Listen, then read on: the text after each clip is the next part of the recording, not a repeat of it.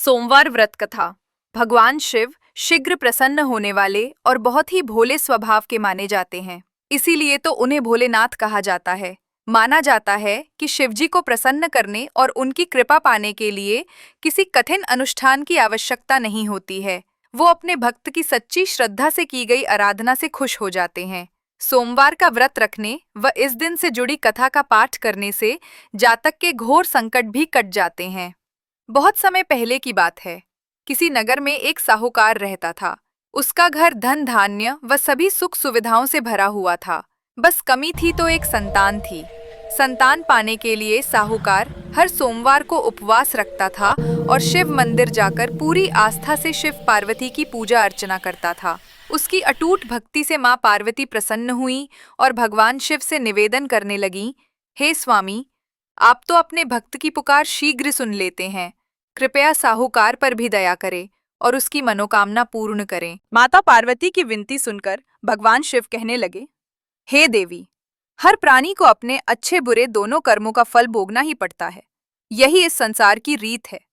ये सुनकर पार्वती जी साहूकार की मनोकामना पूर्ण करने के लिए शिव जी से हट करने लगी।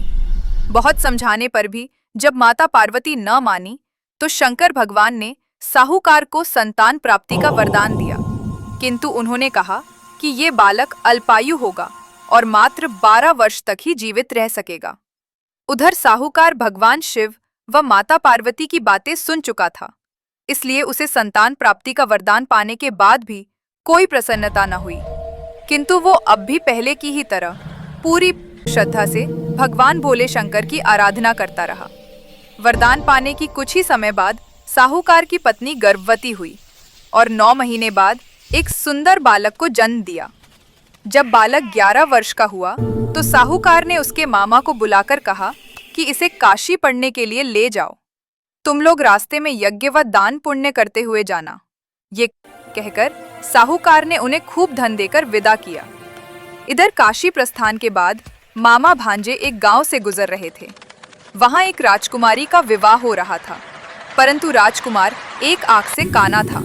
तभी वर के पिता ने साहूकार के बेटे को देखा और उसके मामा से कहा, तुम अपना भांजा कुछ समय के लिए हमें दे दो, विवाह संपन्न हो जाए उसके बाद ले जाना। राजकुमार के पिता ने दोनों को खूब धन दिया और इस प्रकार साहूकार के बेटे के साथ राजकुमारी का विवाह संपन्न हो गया। साहूकार का पुत्र बड़े ही ईमानदार स्वभाव का था, इसलिए उसे जैसे ही अवसर मिला उसने राजकुमारी की चुन्नी पर लिखा कि तुम्हारा विवाह तो मेरे साथ हुआ है, किंतु जिस राजकुमार के साथ तुम्हें भेजा जाएगा वो एक आंख से काना है। जब राजकुमारी ने साहूकार की लिखी पढ़ी तो बोली, स्वामी, मैंने अग्नि को साक्षी मानकर आपके साथ फेरे लिए हैं। अब मैं आपके अलावा किसी और को अपना पति स्वीकार नहीं करूंगी। पत्नी की बात सुनकर साहूकार के बेटे ने कहा, ऐसा मत कहो, मैं अल्पायु हूं। कुछ ही दिन में 12 वर्ष की आयु होते ही मेरी मृत्यु निश्चित है। लेकिन पत्नी ने कहा, जो भी मेरे भाग्य में लिखा होगा वो मुझे स्वीकार है। राजकुमारी ने ये बात अपने माता पिता को बताई। इस पर राजा बहुत क्रोधित हुए और उन्होंने अपनी पुत्री को उस राजकुमार के साथ विदा किए बिना ही बारात वापस लौटा दी।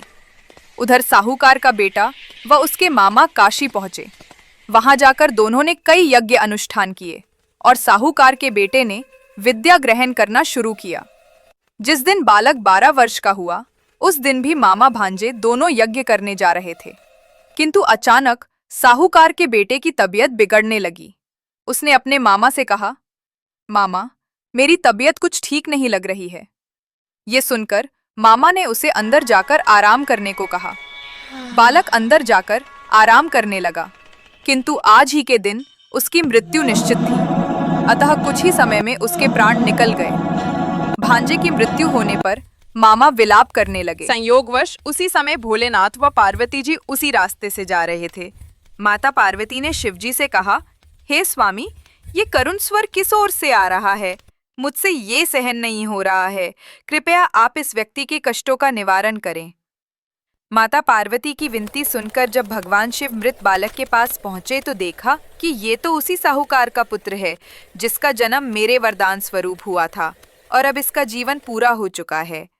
माता पार्वती दुखी होकर कहने लगीं कि हे प्रभु, इस बालक को मृत देखकर इसके माता पिता वियोग में अपने प्राण त्याग देंगे, इसलिए कृपया आप मेरी विनती सुने और इस बालक को जीवन दान दें। पार्वती जी के निवेदन पर भोलेनाथ ने उस बालक को जीवन दान का वरदान दिया। शंकर जी के आशीर्वाद स्वरूप बालक फिर से जीवित हो गया। उसने अपनी शिक्षा पूरी की और अपने मामा के साथ नगर लौट पड़ा। दोनों चलते चलते उस नगर में पहुंचे जहां राजकुमारी के साथ बालक का विवाह हुआ था। वहां पहुंचकर उन्होंने एक यज्ञ का आयोजन किया, जिसमें उस नगर के राजा यानी राजकुमारी के पिता भी शामिल हुए। उन्होंने साहूकार के बेटे को देखते ही पहचान लिया और महल में ले जाकर उसका खूब आदर सत्कार किया। इसके बाद राजा ने अपनी पुत्री को बालक के साथ विदा कर दिया। इधर साहूकार पति पत्नी कई दिनों से भूखे प्यासे रहकर बेटे के वापस आने की राह देख रहे थे। उन्होंने निश्चय किया था कि यदि उनके बेटे की मृत्यु हो जाएगी तो वो भी प्राण त्याग देंगे।